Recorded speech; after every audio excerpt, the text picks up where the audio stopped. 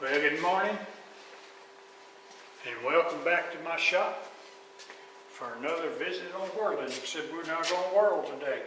Let me ask you now, have you ever, been turning something like a spindle or something and you want to come in here real close with your wrist and you end up, see right here how this is, you're hitting right here, and that's typically when you've got a wrist that's built like this one is. Now that's the reason that I built this particular wrist, so that it would do a little bit better, but you're still right here. But, I don't want to build all my wrists like that, because I've got a few of them. Take this, for instance, this one. You put this one in, and you're over here, and you're here, right here. Personally, I think the manufacturers, every one of them has a design flaw. And what I think it is I think they have, you got the tower, this part right here, that sticks in, out here too far. I think it should have been sitting in here a little bit more, so that this handle will be further out. Because even if you can get to your handle, you're running right out of your, I guess for lack of a better word, your gripper, your holding mechanism on the bottom. So for my purposes, I'm going to remedy the situation. I'm going to put a second tower on this thing, and I'm going to put it right here. So I've got it started out there in on the metal lathe, which I still have, which occasionally I still use it. Very rarely. So let's go in there and I'll show you where I'm at, and we'll continue with this. All right, I've already got this set up. Here's the piece of metal that's going to be the tower. I went ahead and drilled a hole in the center of it. I didn't have a right size drill bit.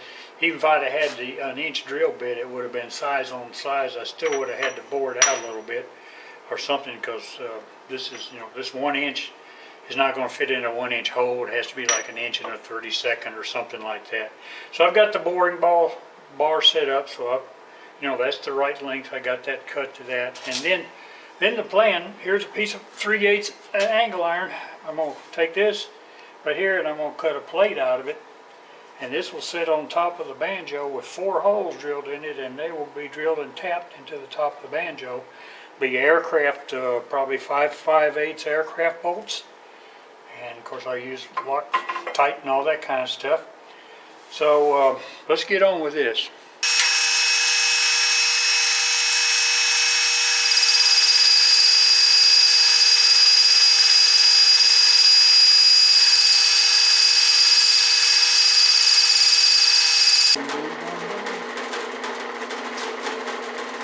Okay, got the hole drilled, got the shaft fitting, and now what I'm going to do is I'm going to drill a hole here at the top edge.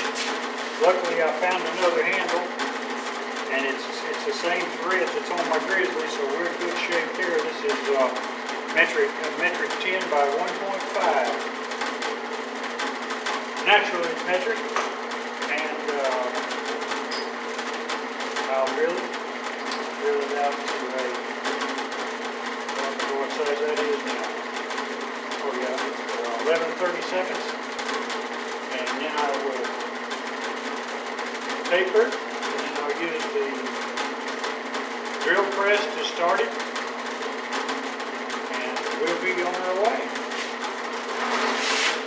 So I have to drill in the pilot hole first, center the best I can.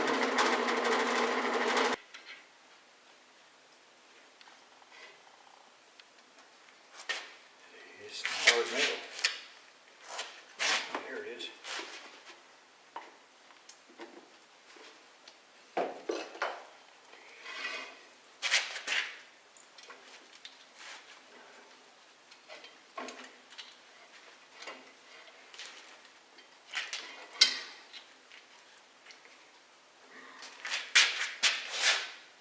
And when I get done with this, I'll be back.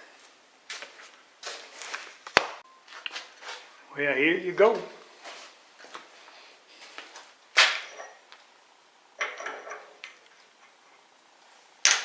oh. That's why that handle was there, wasn't it? Well, I have to go to something different on that. Ow, that hurt. I'll be back. Got another problem fixed. Then I had to go ahead and drill and pin this handle. Now I know why it was in the drawer. This was one off the old Harbor Freight, and they're pot metal.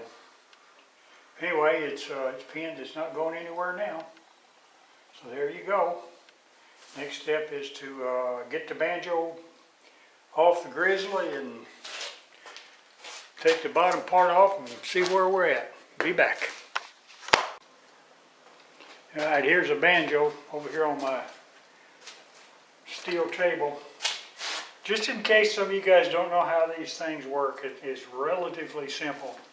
I've already had to work on this one once because it has a solid steel bar running down through it here, and it's machined. Excuse me. So when Grizzly or whoever the Chinese were that machined it, they didn't do a fine machinery job on here, and this bar was really rough. So every time this slid, you hear that? It was horrible. So I took it all apart and I used all kinds of files and everything else to get it down. But anyway, the way this works, this long bar's got a very slight bend in it, and as you rotate this, you can see it goes up and down. Put this on it right here to give you. This goes underneath your ways, and that's what pulls it down. And then there's a spring, and then there's a nut. It goes like this. This is how it works. Very simple, but you see, I'm going to hold this. Now watch.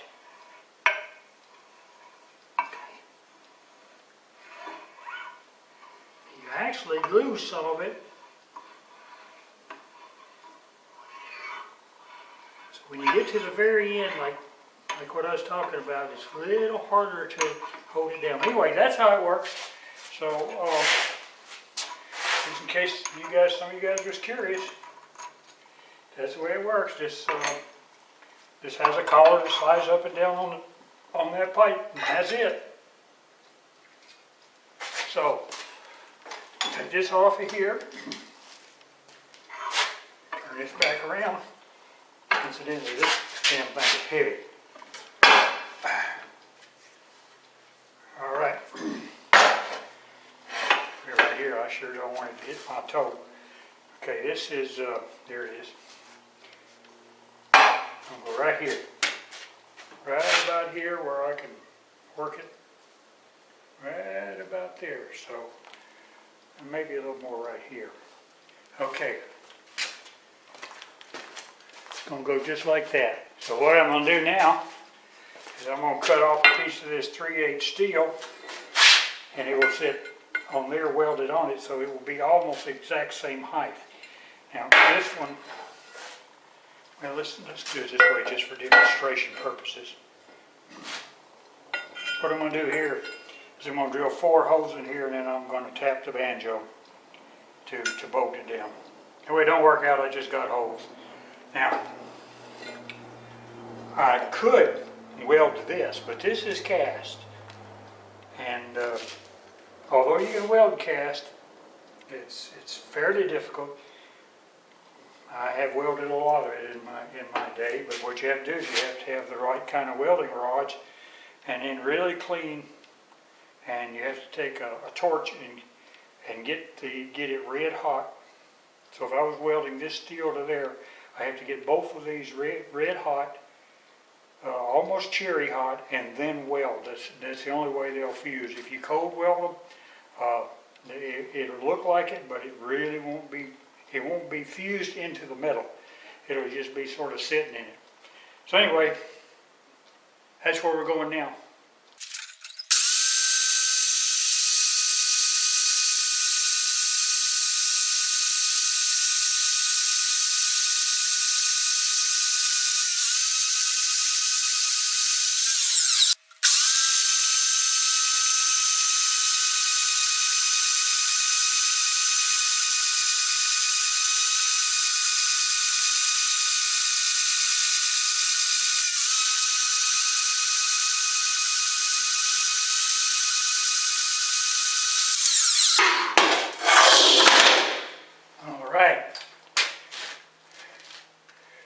can go back in the junk pile. See, you want to get my holes marked. Okay, I've got the base, if you call it that. I've got it all drilled and ground down, and basically it's ready to weld this on.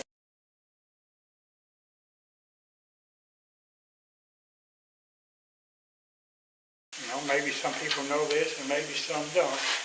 Okay, I'm going to bolt this down to this, okay? It's, as you know, subject to be under a lot of stress. Now here's something that a lot of people do wrong. Okay, see this is painted? Okay, if I bolt this down, just like it is, and start using it, tighten it down, at some point in time, the paint between here and here is going to disintegrate, rub off, and then I'm going to have a loose plate. So anytime you bolt two pieces of metal together, they need to be bare metal. And that's the reason behind it. So, I'm going to get my grinder. I'm going to repaint the whole thing, but it doesn't really matter. And I'm going to bring this down to bare metal right here. So it doesn't need to be a smidgen of paint under. So here we are. So it's going to sit right like that. Okay, the next thing to do is to mark these holes for drilling and tapping. Alright, you see this set of punches? I don't really know what they're called, but they're special punches, and what makes them unique is that they got a little center punch on each end, and what you do is you find the one that fits into the hole you've already drilled. So I've made the red marks. I know which the rough side's the one's going to be down. So I come into here and make sure it lines up on all of them, and I give it a solid whack, if I can hit it. Okay, and that gives me my center point on that one. Make sure the others are lined up, that's why I made the red marks. Very good.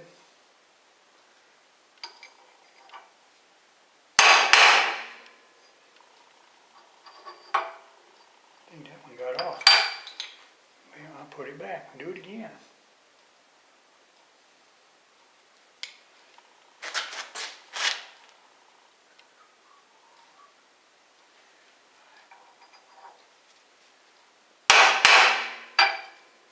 Alright, that's more bitter.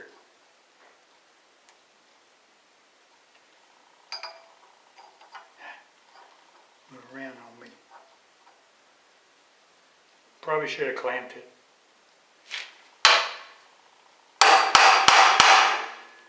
Alright, we're in business. That's it. Next thing we do is we head for the drill press. We're going to drill a small pilot hole, and then we'll find the right tap. Alright, I'm ready to drill and tap the last bolt hole here.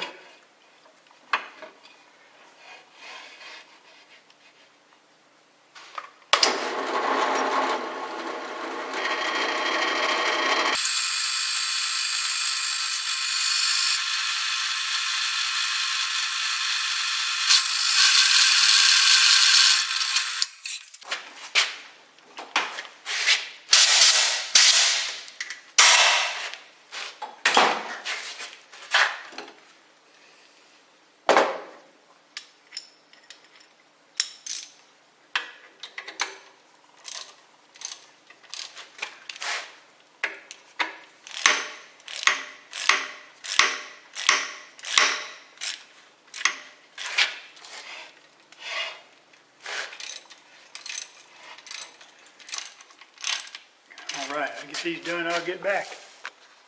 Ready to do a little bit of welding.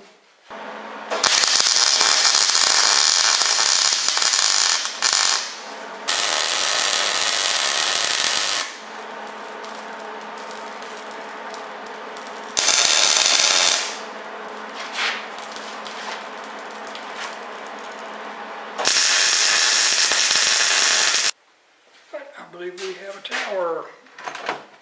There you go. Don't know why that won't work.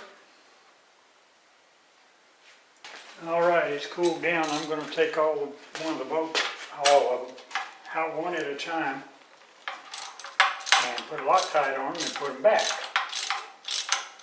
That way.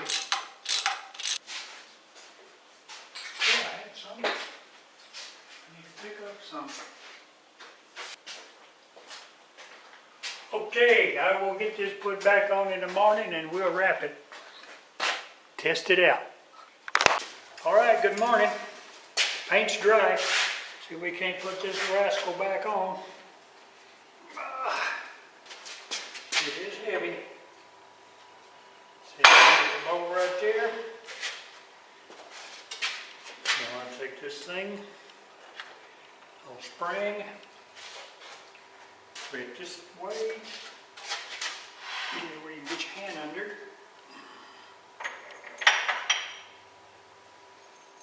Just get her started.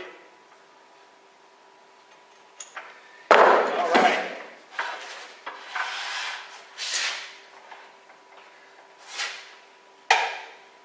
There. All right, good. Handles me about where it was. Guess that's the way it goes. All right. See what we got here. All right. Get her in there right now. We got plenty of handle out here. That was the whole idea. Theoretically, I guess you could do something like this.